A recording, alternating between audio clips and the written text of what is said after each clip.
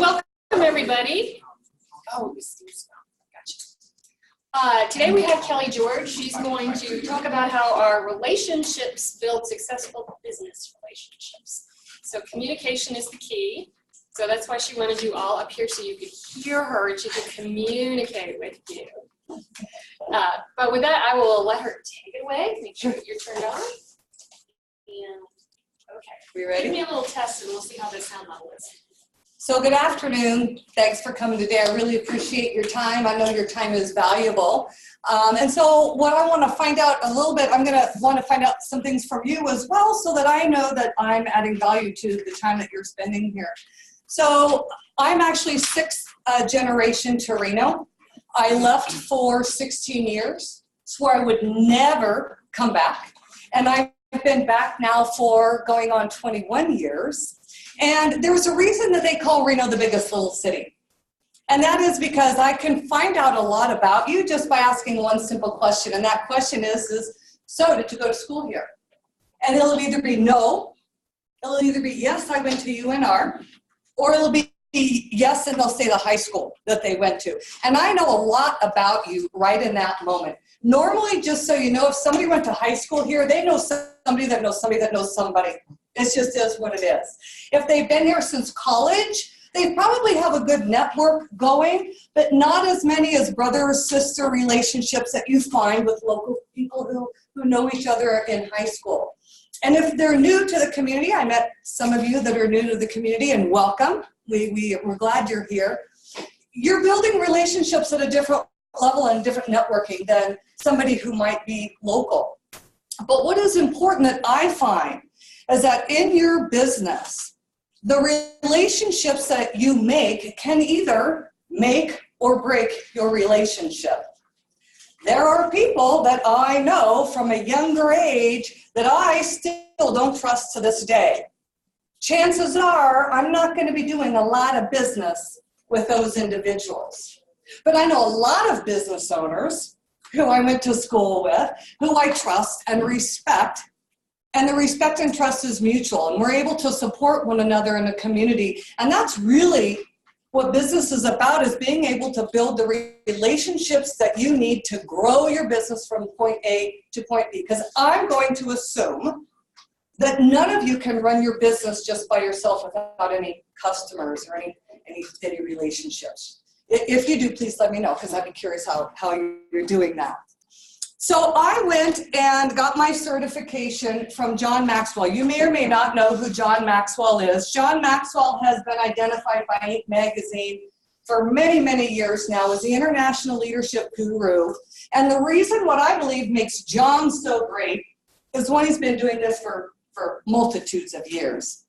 But what he is so great at is he is great at studying the best and dissecting out the best from the best, and putting it together in a way that is enjoyable to read, easy to understand, but more importantly, in a way that you can implement it into your life. So when it comes to relationship building, a good resource for you might be Everyone Communicates, Few Connect. It looks just like this. You can get it on Amazon. I get nothing for the plug on this, but it's a really good read if you want more information than I'm going to give to you today. So John actually says, he asserts that personal and organizational effectiveness is proportionate to the strength of the leadership.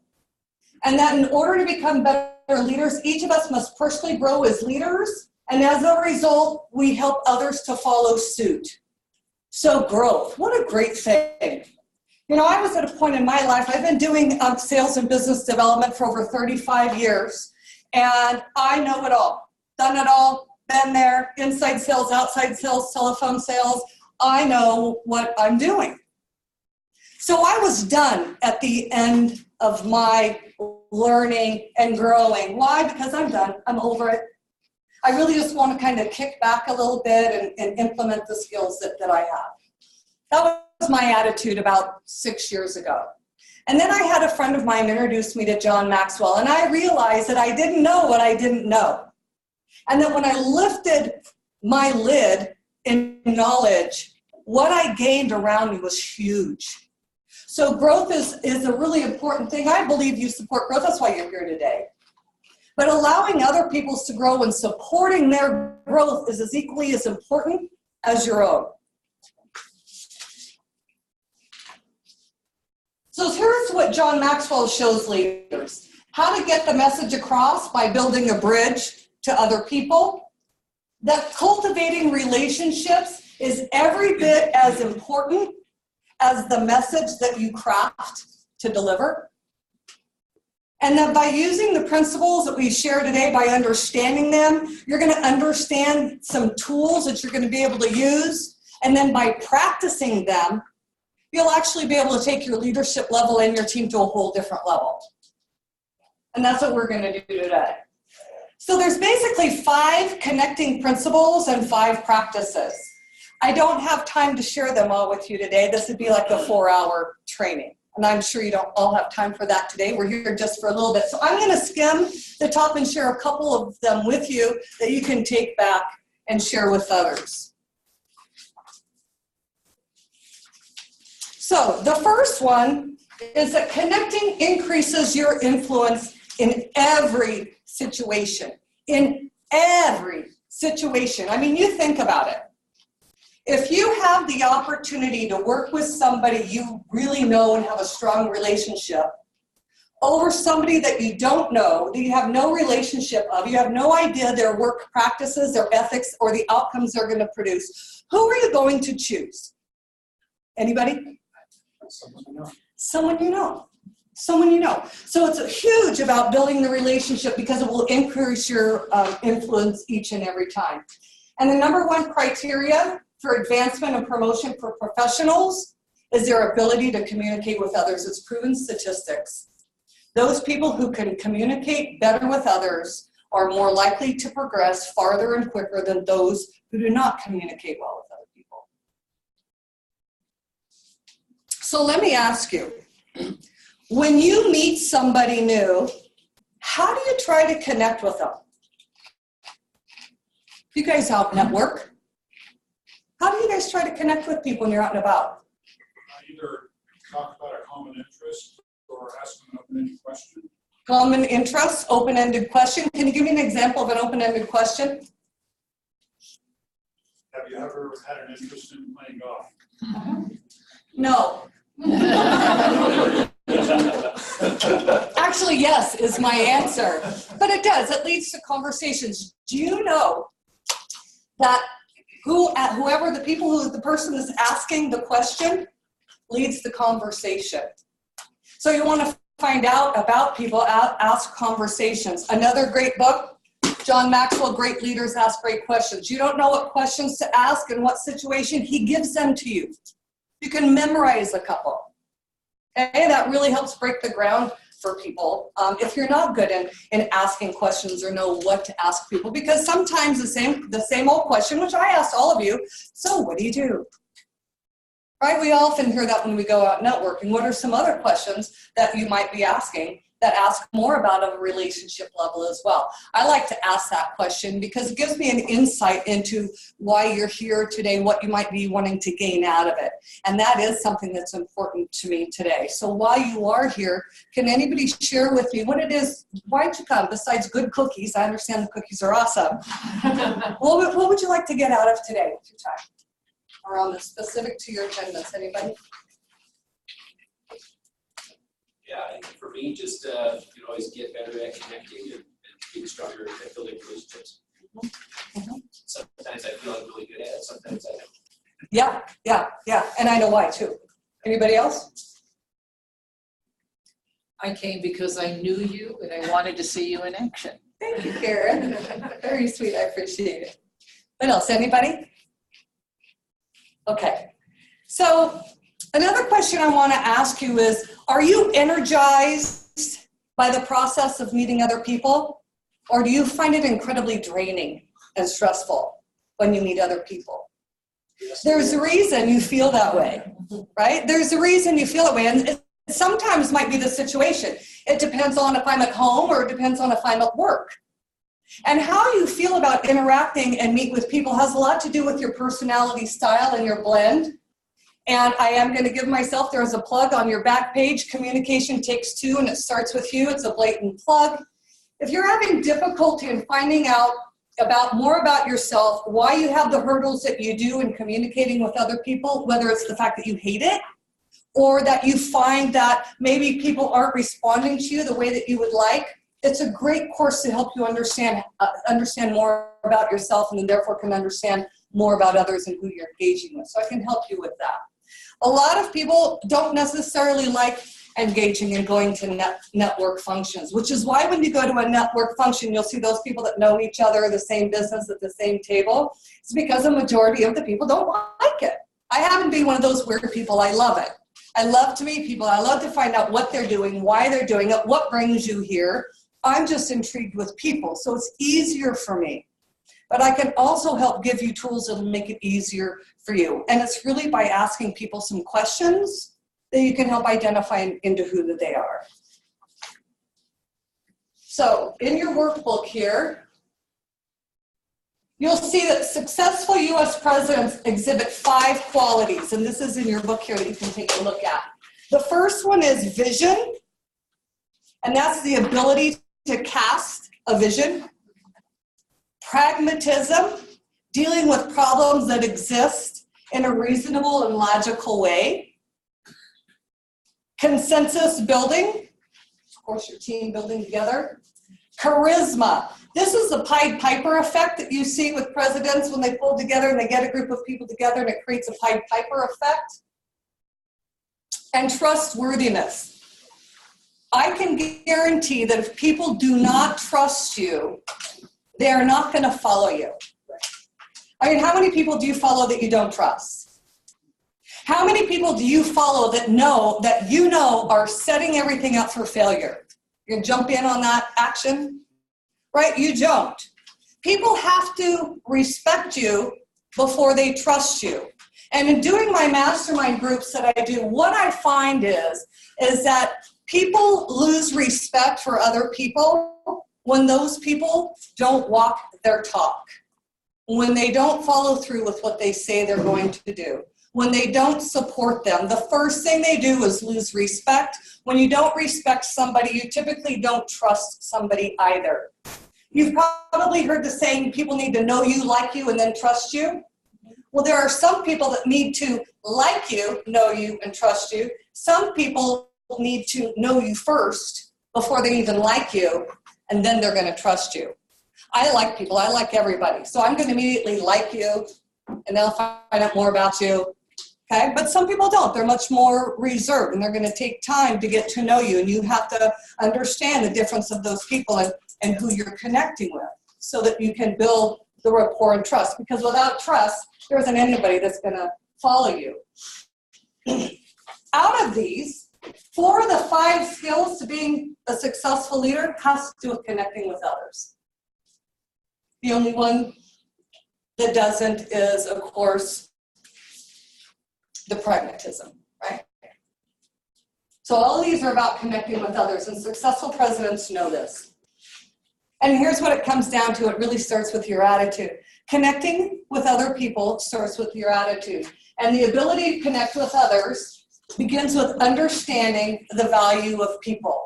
I guarantee you, if you do not value other people, you are not going to connect with other people.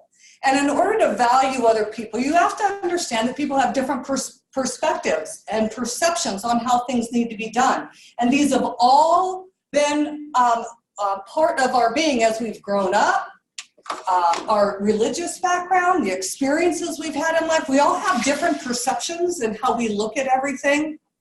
And your attitude around that is critical when you're building relationships.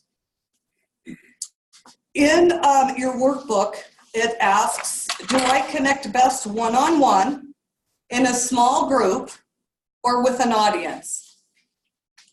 And so in your mind, when you look at one of those, why do you think it's easier for you to connect one way or another? Then you might just make a note of it. I like to hand out handouts. So I'm a writer. I got to take notes because I'm not going to remember in 3 days if I can't necessarily reference back to notes. But which of these are you most comfortable when you're dealing with people, and why is that, do you think? Anybody want to share their thoughts on it? One-on-one is easier because you get immediate feedback, whereas one on a group, it's hard to keep them all engaged. So you like one-on-one? Yes. Okay. Who else? I think it has a lot to do with personality. Extroverts, I think, would enjoy large groups, and introverts would feel more comfortable one-on-one. Right. Any other insights? I suspect it's what you're used to. Maybe as you grew up, maybe if you're in smaller groups, you're larger groups. And everybody's different. That's what's important, is everybody's different. Nobody's alike. Everybody's a little different in how they approach relationships. Some people are very uncomfortable. It's very awkward for them to be one-on-one, especially if there's that silent moment.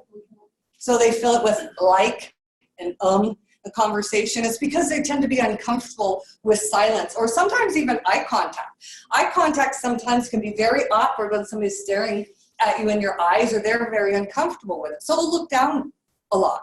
And that may be perceived as insecurity or not confident in what you're presenting. And really, it might just be the fact that they're uncomfortable meeting one-on-one. They'd rather meet in a group where they've got somebody they know standing next to them, and they can chat all day long, right?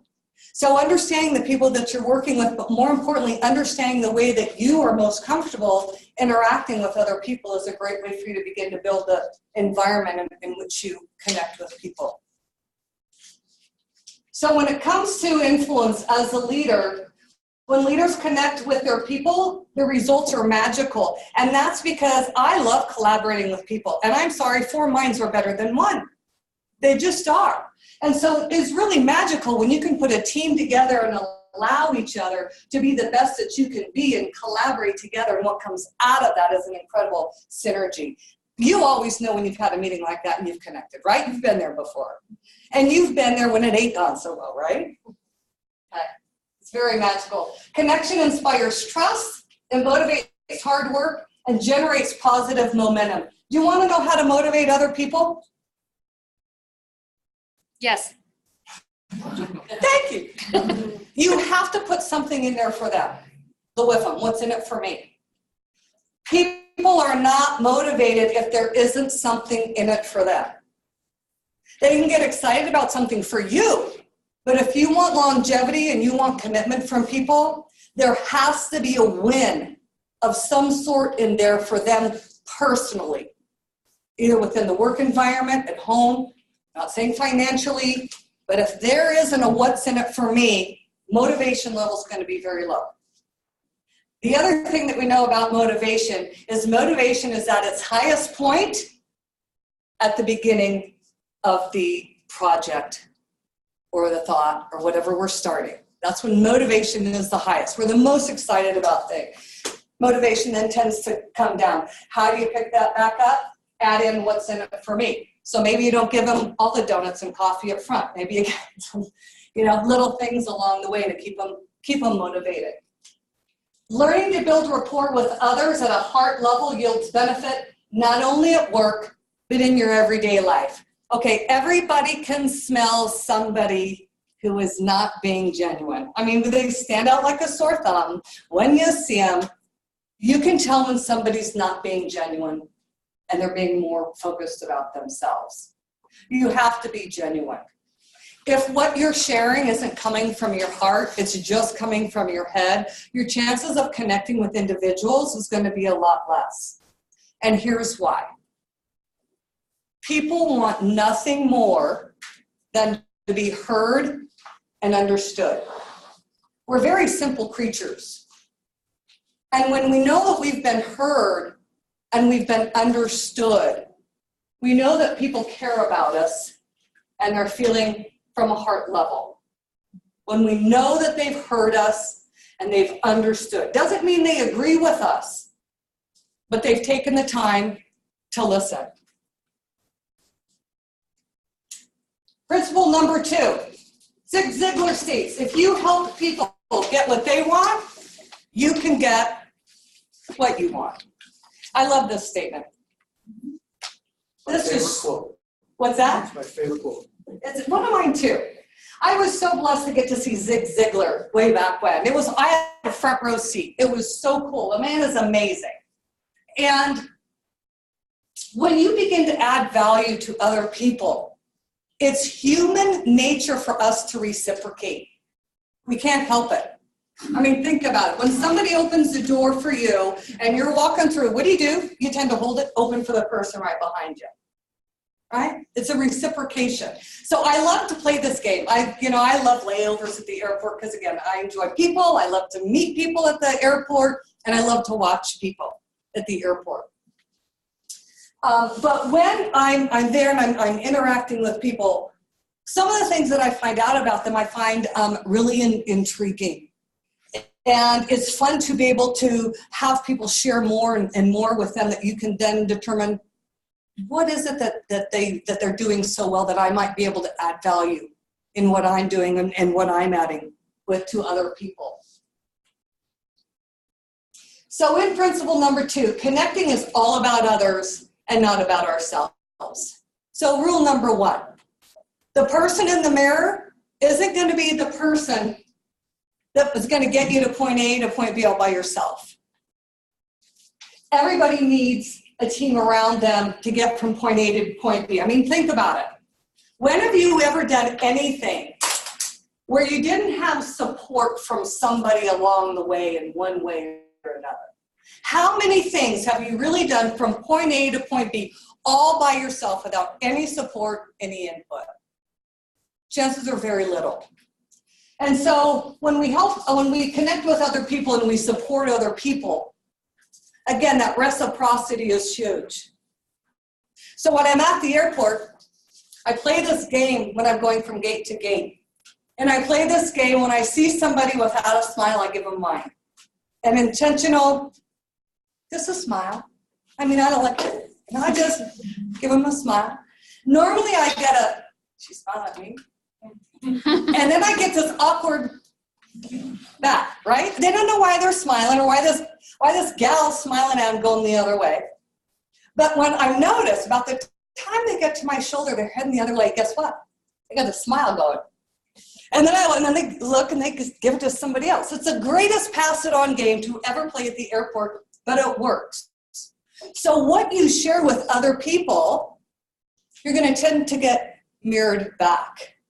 So when you can share something that's positive, that helps other people grow, it's human nature to reciprocate and give it back in some way.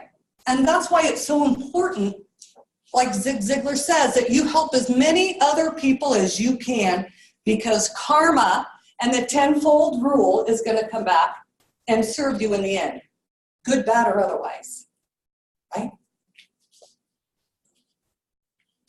Okay, so let's look real quick here in your workbook under principles here on page 1, just to make sure you've got them filled out.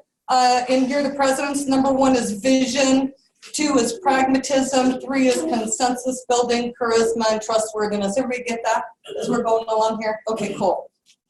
The connecting signals. Extra effort. Here's how you know people are going the extra mile for you. Here's how you can go the extra mile. Is unsolicited appreciation. They say positive things. So imagine when you can say something positive to somebody that you know, especially in front of their peers. How do you think that makes them feel? It's pretty uplifting. Unguarded openness. They demonstrate trust. That's really big. People say, well, my door is always open. Well, that's great. When I come in, are you going to growl at me? Or are you going to actually be open to the time that I need and what I have to say? There's a big difference to being open. Increased communication. They express themselves more readily. Don't you find it difficult when somebody isn't giving you a clear message and you have to try to determine the way on your own? And you just wish they would tell you, right? Enjoyable experiences. All right, people do not forget having a good time. They also, don't forget, having a rotten time. So people will remember you as a good experience and always have good memories and will step up to the plate when you can give them a positive experience in some way. Emotional bondedness. Oh, my glasses, I need to wear glasses. Emotional bondedness, that goes back to from your heart. If you're not delivering from your heart and just your head, people can feel that. Positive energy. Okay. Somebody, Joe in the back said sometimes it's hard, right? And I said, I know why. Okay. Connecting takes intentionality, it takes effort, and it takes a heck of a lot of energy. It takes a lot of energy. It just doesn't happen by, accident. And that's why it can be exhausting, is because you have to be intentional about it. You have to do it. You have to practice it. You don't always feel like it. We're not always in the same mood to, but it is exhausting and it takes a lot of energy. Growing synergy, and then unconditional love. I'll tell you what, when there is unconditional love in the room, people will bend over backwards. You will bend over backwards for those people that you love unconditionally. So what's the matter with sharing just a little bit of love yourself? It's okay to be reaching out to people from your heart, whether you know them or not. The stories people tell where it's impacted their lives the most is normally some act of kindness that was unsolicited that helped change their life. And that's huge when you can deliver that to somebody. So at the bottom here, with high achievers. So John Hall, he's a consultant, studied the performance of 16,000 executives. So just a little bit of a study here. And there's a direct correlation between achievement and the ability to care for and connect with people. So let's go just through that here real quick. So for high achievers, they care about people as well as profits. Your average achievers, they concentrate on production. And your low achievers are preoccupied with their own security. Under high achievers, they view subordinates optimistically. Average achievers are focused more on their own status. And low achievers showed a basic distrust of subordinates. Your high achievers seek advice from those under them. Average achievers are reluctant to seek advice from those under them. And low achievers, well, they don't seek advice at all. Your high achievers are listeners. Average achievers listen only to the superiors. And lower achievers avoid communication and rely on policy manuals. Boy, if you don't think you have a liability there. Oh, boy. Right? So when you take a look at these, what comes to mind? Do you have people in your organization that fit in these categories? And how are they affecting the rest of the organization? Because it'll either be in a positive way and a negative way. I don't believe that people have no impression at all within an organization. They're going to impress them somehow. So when you take a look at these, you can identify, who in your organization is really there to connect and support with the organization and those that are not. So on a scale of 1 to 10, how well would you rate yourself as a listener? I've gotten a little bit better over time. I'm just going to say I'm a talker. And I'm the personality style. So I have notes, because squirrel, I get a little bit distracted, and notes help me, because I get excited about things, and then the story might go this way, it might go that way, can never really tell, right? When I'm listening, I tend to be thinking about my answer before you're done talking. So how effective of listening am I doing that at that time? Not well. I probably heard your first 2 sentences. I kind of heard the third, and the fourth, I'm too busy ready to answer before I forget what I'm going to tell you. So I've had to practice active listening. And there are times I literally have to go, focus. Stop. And when you're on the phone, they hear when you're on the computer. We hear your fingers. When you gotta be active listening, that's hands down, no distractions, no glancing at the phone. I mean active listening. When was the last time you did that? With anybody at work or home? Home, we tend to do it even less than we do at work. Always gotta be doing something, right? I'm the queen of multitasking.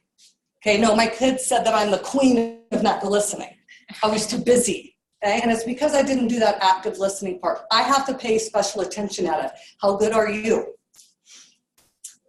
Think about a specific instance when you were hassled by a pushy salesperson. Do you remember that last time?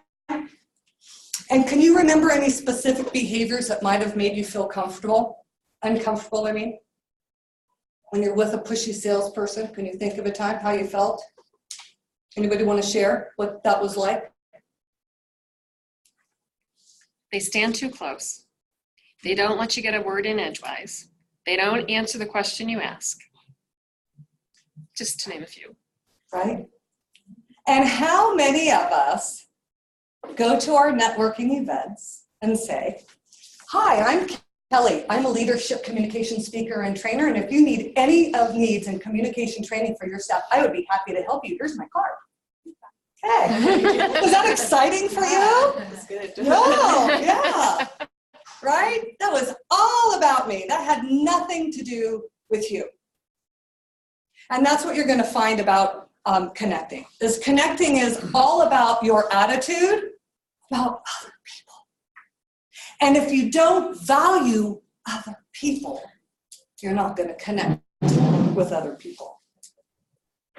So why do we focus on ourselves so much and not others? And this is in your workbook too. I love this cartoon in the workbook that says there is no I in team, but there is an M and an E, and that spells me. Right? How many people in a team have you seen like that? Sometimes you're in like this team, this moving tables upstairs. Sometimes you're in a team, and how many times you go into a team, you're assigned to a team, and you're thinking, oh, I just wish I could do this part by myself. Right? Or you're going, oh, okay, this isn't going to work out great because nobody's really doing anything. Part of a team, and that's because the teams are typically typically focused on themselves as individuals and their little piece on what they're going to do, and you're just hoping they do it, right? Especially in school assignments, you're always in college worried that, you know, there's one person doing all of the work and everybody else just kind of showed up. And this cartoon reflects that. I love it. But so why do we focus on ourselves and not others? Immaturity. And parenting. Of course. The definition of maturity is the ability to see and act on behalf of others. So then therefore immaturity would be the inability to see and act on behalf of others. Your ego. Bet you know a few of those people. Failure to value everyone. Everyone. Now, I know in an organizational culture, there are sometimes people that you work with that you just don't really care for very much. And that's okay. We don't always have to agree. We don't always have to love everybody that we're with, but we certainly need to value everybody that we work with. Everybody has value. Everybody has their own reason for being here. We didn't get to pick it. It was much greater than us. Everybody has value.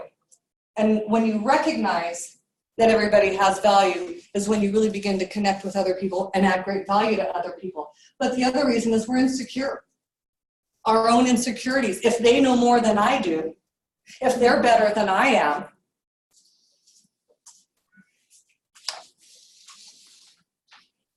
So here's 3 connecting questions. Here's what people want to know.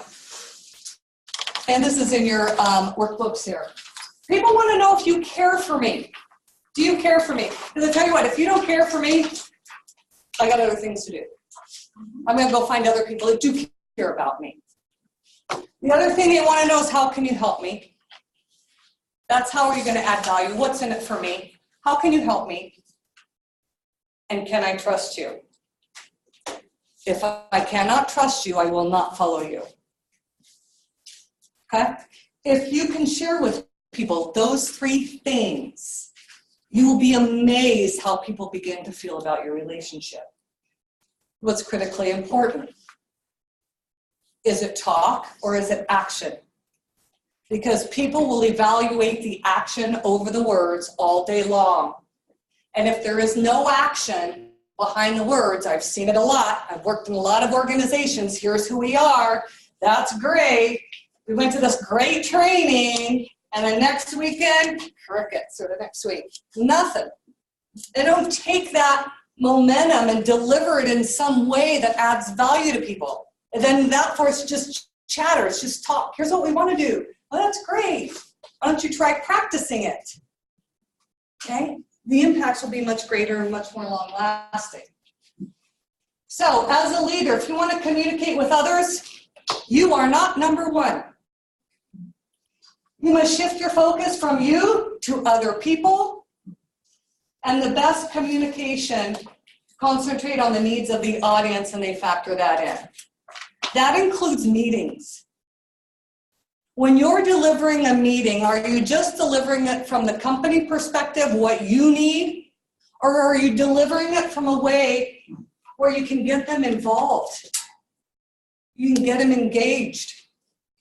Is it coming from you, or is it a two-way conversation? All right, so let's talk about practices. Heard this one in the back.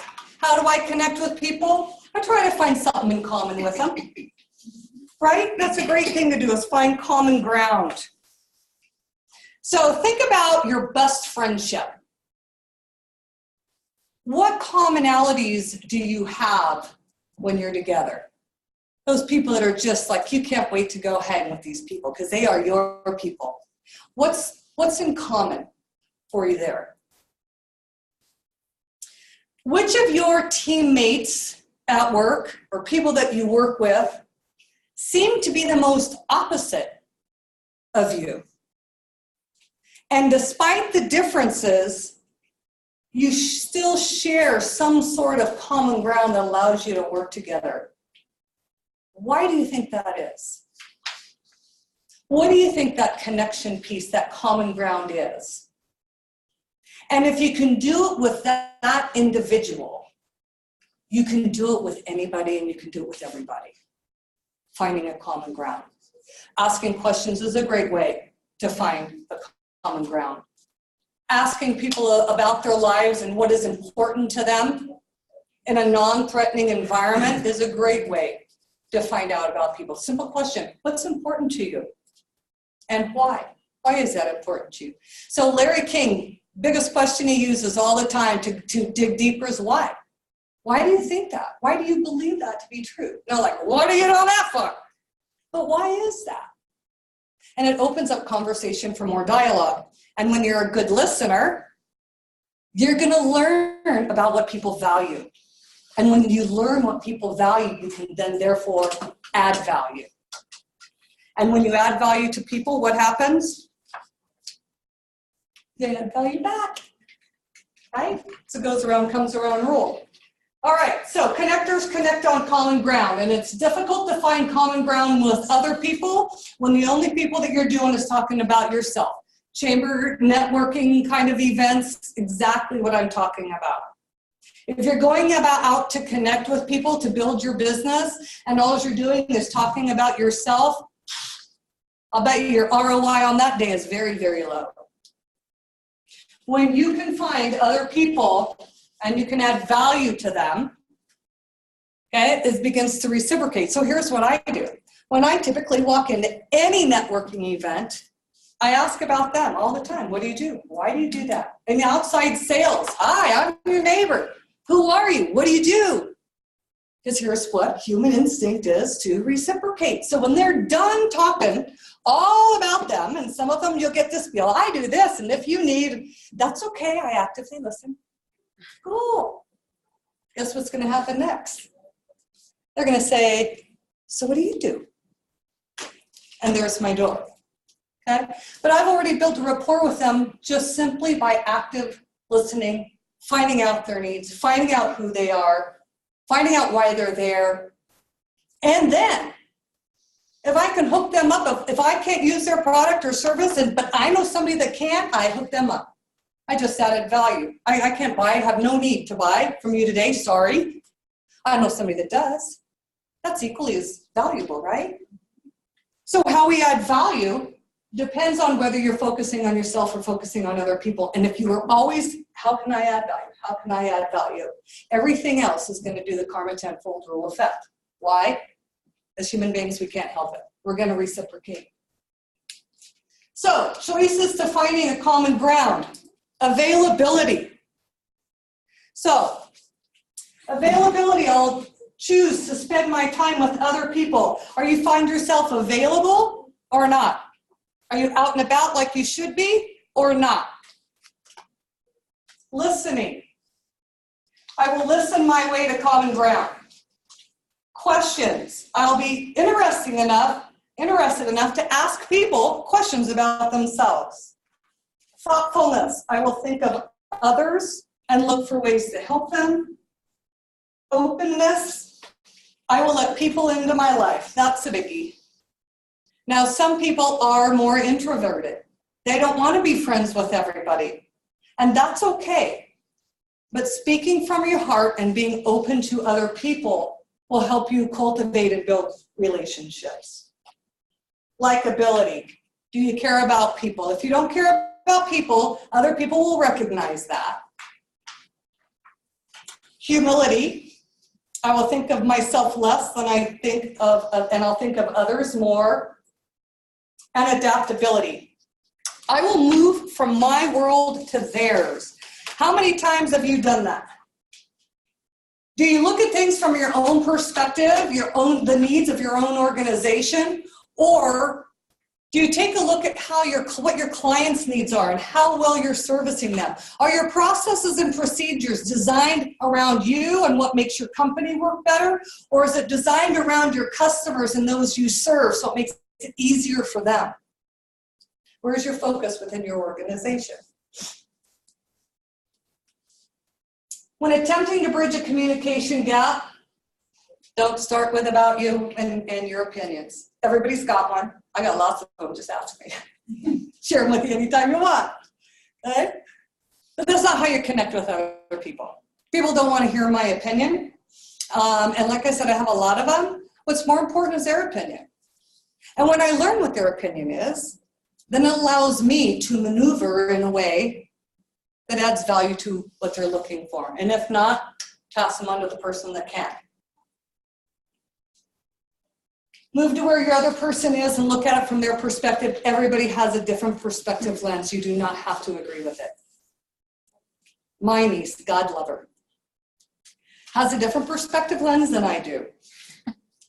She expresses so on Facebook. And I just have to scroll. That's one of those times I'm like, just, it's different perspectives. It's hers.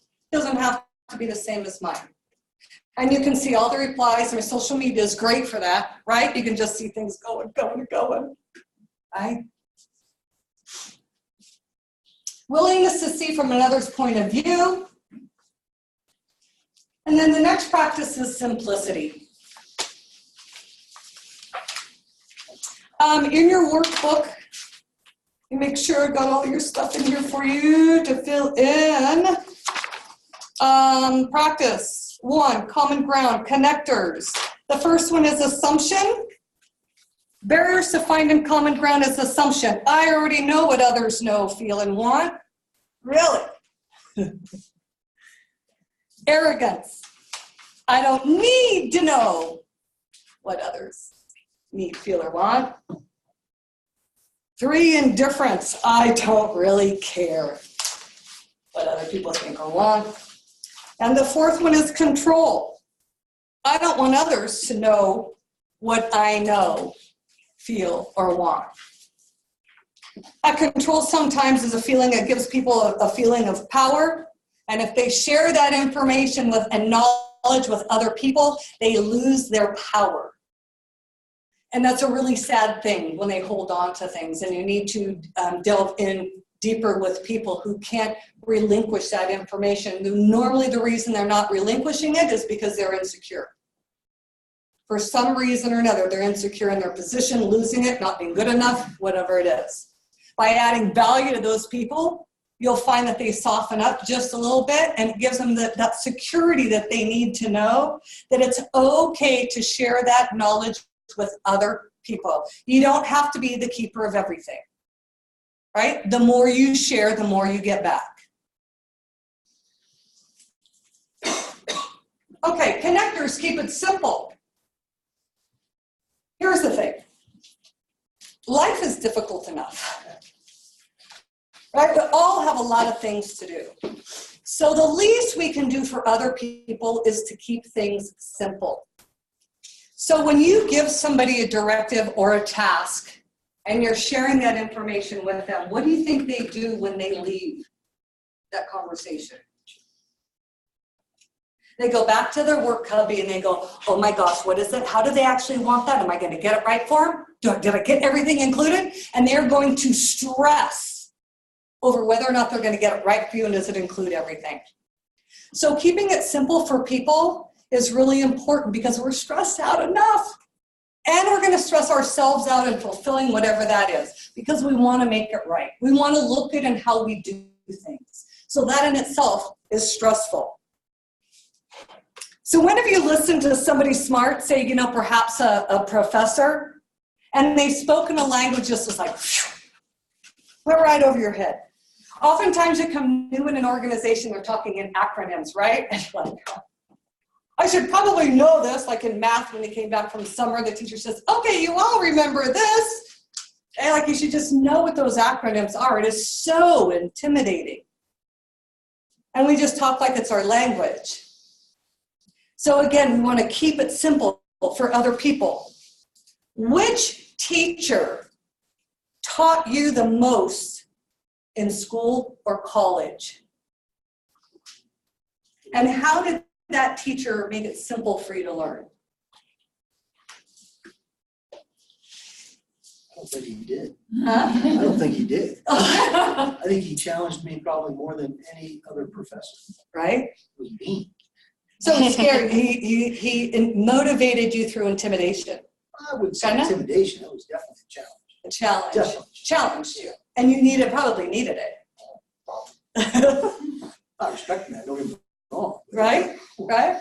I would say simple language and explaining things several different ways, the same thing. Right. Right. Exactly. Teachers say things over and over and over and over again. And you know the good sign of the sign of a good teacher, how you measure a great teacher? It isn't how much the teacher knows. It's how much the students know. And how much the students can purge back when they're done. That's a good teacher. Oftentimes in collegial settings, it's he who has the biggest, most degrees, right? And it isn't. It's really the best teacher is the person that can actually add value to people that they can take with them in their lives and implement. That then in turn adds value, right?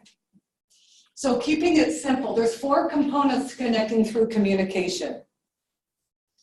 Humor. Humor, here's something about humor. We gotta be careful with humor, right? Because not everybody thinks it's funny. So here's how you know when humor is appropriate. Dr. Phil describes humor is when everybody involved thinks it's funny. If everybody involved doesn't think it's funny, then it's not a joke. And that's where you people say, oh, I was just joking. Well, really, I'm not laughing. You saw it as a joke, I didn't. Then therefore the joke is nullified. Everybody has to think it's funny.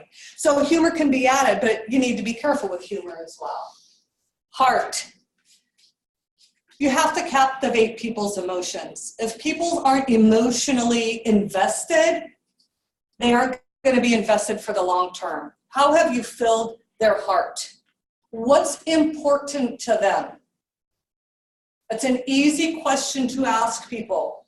And why is it important? You might be surprised what people tell you, what's important to them. It isn't always money, especially in incentives. I've watched sales teams put incentive programs to go together over and over and over. And there's actually committees going, okay, how can we incent them the best? What do you think they'll like? And they work really hard to get it right. Well, the reality is everybody's incented differently based on individuals. Some people want extra money. Some people want extra time off with their families. Some people just want to go and have time for love. Some people want to have time to work in their garden. Everybody's values and what's important to them is different. And your job as a good connector is to find out what that is. And when you find out what that is, that's your key. Because it's golden. Okay? Everybody's different. Hope. There has to be something that inspires them. So what hope are you giving for them? Not false hope, true hope. People live for hope. You've heard this over and over again on people who have been held hostage, who have been held in criminals of war. And what did they all maintain? They never, ever lost hope. This is huge. You have to give people hope. And a little bit of help. Okay? Don't send them off. You know, you keep it so simple that you send them off without any help and any instructions and you leave them floundering out there.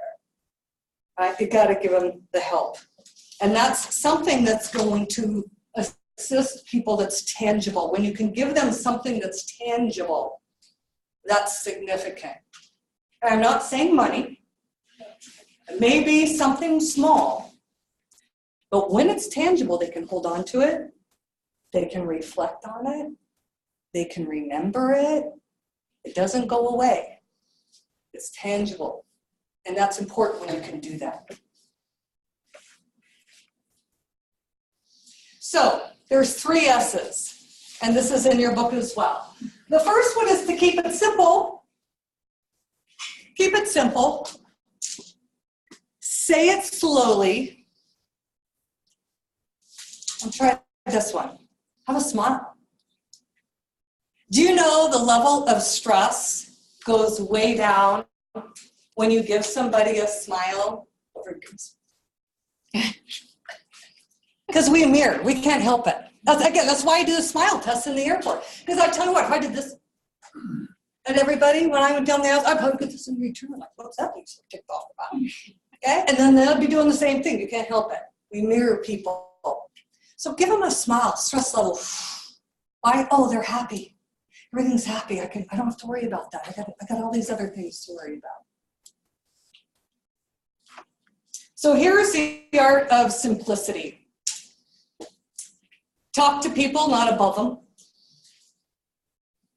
Get to the point. Okay, this one's tough for me. Because I like the story. I think the best part is the story. The point is like the last chapter. When someone says, just get to the point. Okay, I'll just read the last chapter of the book. We'll worry about all the other chapters. I love the story. Okay, I've seen deer in headlights when I'm trying to tell the story. And I lost that, and I got to get to the point now. Bummer, they missed this great book. But you got to keep it simple. Say it over and over again, and over, and over, and over, and over. This is where companies' missions, values get lost in company cultures. Why? We say it once when we create it. You might hear it once again when you're hired. Then when do you ever hear about it again? When you talk about your company's missions and values and how your company goals tie into those. And then when you set the company goals, how often do you really talk about them? Monthly when you're reviewing your numbers, quarterly, I don't know. But it should be all invested. It should be all in. Everything should be around those corporate missions and values and why. Here's why we do this, here's why we do that. And we don't just train people once. Why? Because people leave our organizations, they come and go. So how are you bringing this into a cycle within your company to build strong relationships? Say it clearly. Simple is sweet. Don't add too many adjectives and adverbs. And do you have an action in there? Is there a call to action? So here's some fun ones when people are talking simply and clearly. So the recommendation is, she was always high, in my opinion. Can you perceive that as two different ways? She was always high, in my opinion. Sure. While he worked with us, he was given numerous citations. That's kind of vague. He could have been arrested a lot. What is a citation? It's different to everybody, right? I would say that his real talent is getting wasted at his current job. Maybe he's wasting a lot of energy.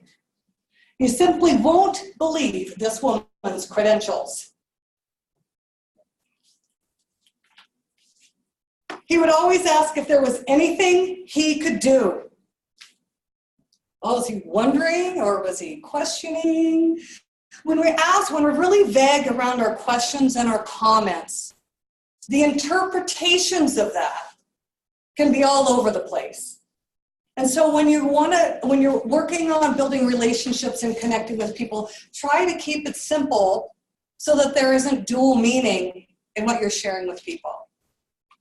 So some people want you to get right to the point.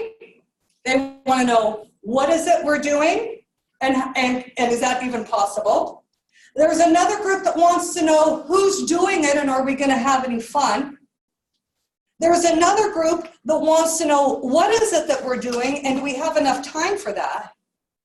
And there's another group that wants to know why are we doing that? And is that even reasonable? So when you're working with people in an organization, there's really 4 different areas that you need to cover when you're working with people because they're all thinking something different while you're talking. Here's what's going on in their mind. We got a project coming up. I'm thinking, woohoo, who's doing that? Other people are like, are you kidding me? How are we going to do that? There's another group going, why are we doing that? Okay, so you want to address all of those areas, who, what, why, and how, when you're dealing with people, because they want to know those things. Okay, simplicity as a leader. Simplification is a skill, and it's necessary if you want to communicate well with others. I have to practice it. Why? Because I like telling stories. And I talk really fast. And I think everybody knows what I'm talking about when I'm talking. And I have to back up and realize who my audience is, especially if I'm on the phone. No, I can't see body language. I'm just going a mile a minute. And I go, okay, back up just a little bit. When you're on the phone, you have to realize one of the biggest communication pieces that you're missing is your nonverbal cues. When I'm on the phone, people take me more seriously than I mean to be, and they think that I'm saying things between the lines, when I'm really not. I'm just speaking out. I have something to say. Here's the deal. Boom, boom, boom. And they're like, oh, well, I'm not quite sure because there must be something else around that. You know? And there isn't. Okay? So when you're talking with people, you got to realize you're missing that cue. In emails, you're missing nonverbal cues and your tone. You're losing over 90% of the way we communicate with people via text message and emails. So you wonder why we have difficulty connecting with people? Because we've left all of this vague area of interpretation. 90% interpretation up to me. So here's what's important. Most people are people-oriented more than task-oriented. So you need to make sure that your emails and your texts touches people at a personal level before you get to the facts, which means when I write an email, I write what I need from you because I like to be very direct. Okay? Then I go back and I had hey, how's your day going today? Hope things are going well. And at the bottom, I always say, thank you very much, and I add their name, because people love nothing more than hearing their name. I have to go back and intentionally add that. Why? Because I just want to get business done. But if I don't add, some adjectives and adverbs in an email and or a text, I'm leaving 90% of what I'm intending to say to you out on the table for you to perceive. So when you're dealing with those, you want to make sure that you are tagging those personal bases with people. Shorten your message so that others can remember it. I got to remember that one. Stick to the main point, don't hop topic to topic. Bam, that's why I got cards. Also be repetitive. Again, good teachers cycle through things more than once. In the end, there's 5 connecting principles and 5 connecting practices, and I've gone through the first 2 for you. The first one is connecting increases your influence in every situation. Connecting is all about others, and it certainly goes beyond words. If the actions do not support it, you will fail at connecting with other people. It requires a lot of energy and intentionality. So here's what I recommend. At the beginning of the day, most of us look at what we have to do for the day in the meetings that we have in front of us, phone calls we need to make. Most of us look at the day that way. Look at it this way now. When you look at the book or your day timer, anything you got going, ask yourself, how can I add value today to that person? And you know how you add value to somebody? Is you do something for them they can't do for themselves. When you can do something for other people they can't do for themselves, you add great value. If you just do things for other people, sometimes you're going to get used and abused, but you can also be setting them up for failure as well. So you add value for things that they can't do themselves. So I've had to sit and think about this sometimes. Oh my God, here's this person. How in the world do I add value? How do I add value? How do I add value? Sometimes I just have to show up with that mindset and the opportunity arrives. Value does not have to be something physical. It doesn't have to be within that moment, but it does have to be intentional. And it can be exhausting. It's easier if you look at your day and say, one thing I can add value to one person, and you begin to do it every day and it becomes this incredible habit. Here's what we know about connecting with other people and connecting on common ground. Okay? Who's your inner circle? Who do you have in your inner circle? Work and or home. Who in your inner circle isn't totally supporting you? If there's somebody in your inner circle that is dragging you down, you need to remove them from your inner circle and bring somebody else in. In growing and developing your business, who needs to be in your circle? Do you have the right people in your circle for your business? Be different from your personal circle. Who do you have supporting you in your inner circle, and how are they supporting you? Not just because they like you, how are they actually supporting you in your inner circle? And more importantly, what inner circle are you in where you're adding value? You need to search for that. Because what can give back from that will be huge. But here's what else. Birds of a feather flock together. Who are you serving? Where are they? Who's in their inner circle? And how can you get in that inner circle and add value? Because what's going to come out of that will be huge. But you have to give to others first. How do you add value to other people in the inner circle that you want to be in? Maybe there's an inner circle that you want to be in, and guess what? There's no room for you. You haven't been invited. If you're persistent enough, one day you will. And are you ready for that opportunity? If somebody finally invites you to be in their inner circle, you can't go, oh, but wait, I need to go first. No, you want to be ready, and you want to be ambitious, and you want to be there. So when that time is present, you are there to be in that inner circle. Why? Birds of a feather flock together, and who they can introduce you to will be huge. Can they help you individually? Maybe not. But I can tell you what, if I'm in your inner circle and I know who can, I'm bringing them right to the table for you. Why? Because it's about you, not me. I'll get my piece in the end. That's life. That's karma. It's how it works. So build your inner circle. It's critically important. Identify them, write them down, and put next to their name, why are they there? And are they truly serving you? If not, you need somebody else. And then write the inner circle down that you are in. How are you adding value? And what circle do you want to be in? And how are you going to be prepared when it's time, and how are you going to add value?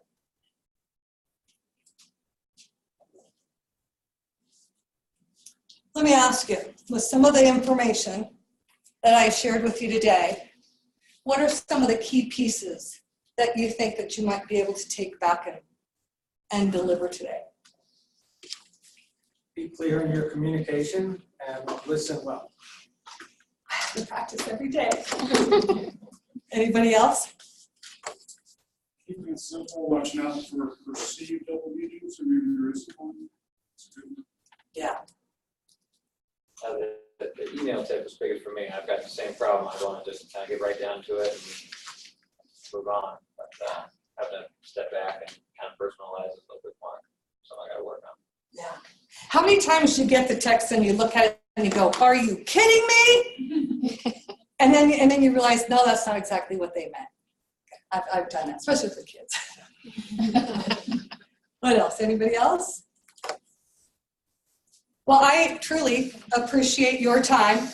On the back page is some of the other presentations that I do. I do leadership and communication, as well as business finance acumen, and working with people and companies and how cash flow works through the organization.